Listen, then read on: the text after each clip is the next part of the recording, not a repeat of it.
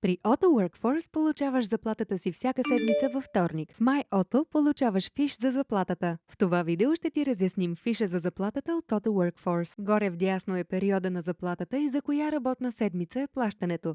Вляво ще видиш нашите фирмени данни, твоите лични адресни данни и твоето ID за Auto и SAP. Това са уникални номера, които са свързани само с теб. Изчисляването на заплатата е разделено на 3 стъпки.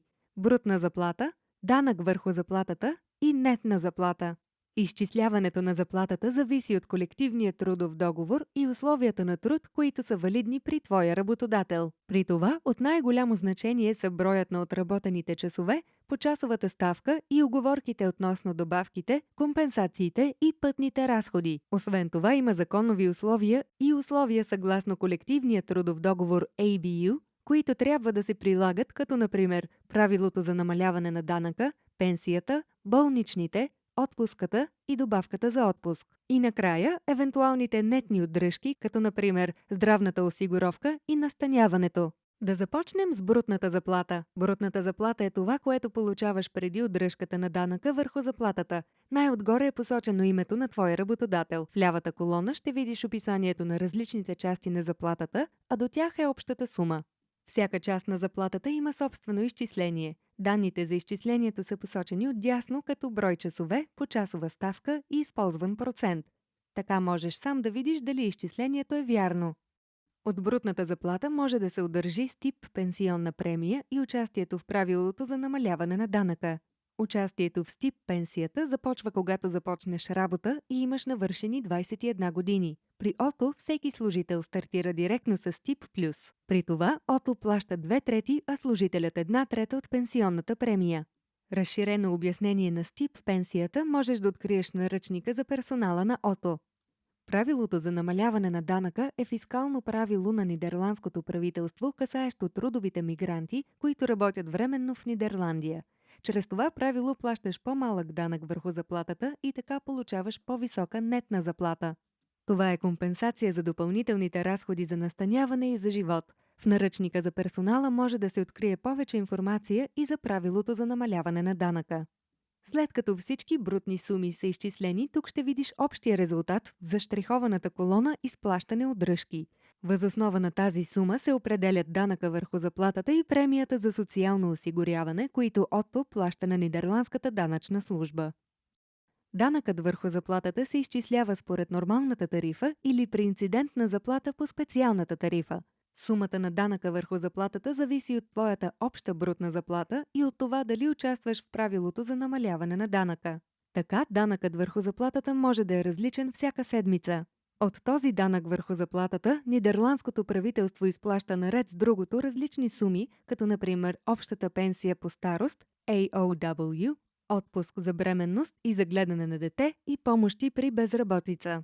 Това беше частта брутна заплата и данък върху заплатата. В най-долното поле ще откриеш изчисляването на нетната заплата. Ако се възползваш от горепосоченото правило за намаляване на данъка, първо ще получиш нетните суми въз основа на това правило. Наред с евентуалното изплащане на декларации и пътни разходи, тук, например, се включват и настаняването и здравното осигуряване. Всяка удръжка се посочва ясно с описание и в колонката база може да се види за каква обща сума става дума. Тези суми след това се удържат от твоята заплата чрез колонката изплащане, удръжки, при което се взима под внимание законоустановеното минимално възнаграждение и законоустановения максимум на удръжки. Ако някоя удръжка не може да се изпълни поради горното, тя или част от нея ще се регистрира като иск. Тази сума е посочена в колонката PD иск с общия резултат отдолу. Най-отдолу на твоя фиш за заплата се посочват общите суми за годината. Тук са посочени всички суми за годината, които са нужни за правилното попълване на данъчната декларация.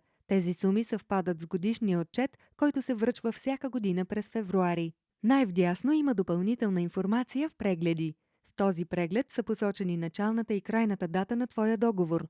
Там ще видиш и формата на договора, твоята ABU фаза и твоите часове по договор, както и обработените часове и оставащите часове от седмицата. Те определят евентуалното плащане на твоите гарантирани часове. В най-долния ред са характеристиките на нормалната тарифа и твоя процент специална тарифа за еднократни плащания.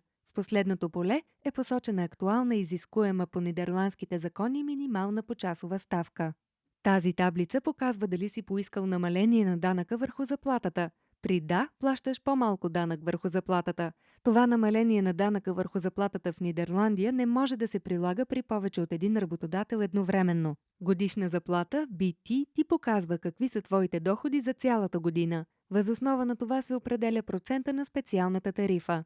При ET можеш да видиш дали си участник в горе посоченото правило за намаляване на данъка, а фискалният адрес посочва къде е твоето местожителство за данъчни цели. Това може да са Нидерландия, Европейския съюз или други страни. Това определя също така какъв данък върху заплатата трябва да се удържи. Тази таблица показва каква премия е била отделена през годината за твоята СТИП пенсия. Тя е разделена на твоята собствена вноска и на вноската на ОТО. Освен това, тук можеш да видиш дали си включен към социалните фондове на колективния трудов договор ABU, само чрез прилагането по фаза А. Долната таблица показва с коя обща нидерландска схема за осигуряване на служителите си записан. Стандартно това са всичките 4 схеми. За тези схеми ОТО плаща премията и така се плащат наред с другото сумите в случай на безработица или дълготрайна болест. По-долу е таблицата, която ти показва колко отработени дни си имал в този период и общо през тази година. Също така ще видиш колко болнични дни и дни на изчакване си имал. Таблицата часове отпуск по закон и допълнителни извън законните показва часовете, които си натрупал и или взел през тази седмица, както и твоят общ брой часове отпуск, които все още можеш да вземеш като платен отпуск. Ако в края на твоя договор все още имаш часове отпуск, то те се посочват на последния фиш за заплата в най-дясната колона крайно салдо. След 4 седмици ще получиш крайното плащане за тези часове, заедно с евентуалните останали допълнителни плащания и удръжки. Последният преглед, искане към задължен персонал, PD, ти дава представа за статуса на евентуалното искане, което трябва да платиш на ОТО. Началното салдо, дали е намаляло или се е увеличило, както и крайното салдо. При налично крайно салдо след това ще получиш имейл с молба да го платиш изцяло или частично.